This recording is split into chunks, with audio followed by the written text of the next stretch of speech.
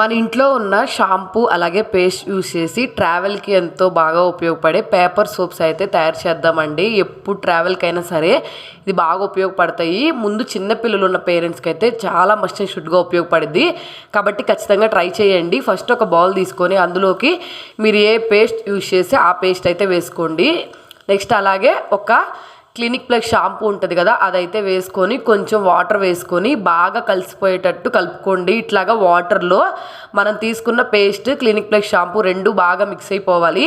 తర్వాత పేపర్స్ అయితే తీసుకోండి. నేనైతే మాత్రం మనందరికీ న్యూస్ పేపర్స్ అయితే అవైలబుల్గా ఉంటాయి కదా, కాబట్టి ఇంట్లో ఉంటాయని ఇవైతే తీసుకున్నాను. మీ దగ్గర వైట్ పేపర్స్ ఉంటే అవి కూడా సేమ్ ఇలాగే చేసుకోవచ్చు.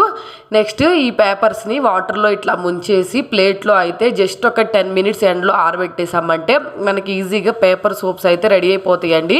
మనం ఎప్పుడైనా బస్సులో కానీ ట్రైన్లో కానీ వెళ్ళేటప్పుడు హ్యాండ్ వాష్ చేసుకోవడానికి గబక్కన మనకి సోప్స్ అయితే అవైలబుల్గా ఉండవు కదా చేతిలో, అలాంటప్పుడు ఇవైతే యూజ్ చేసుకోవచ్చు.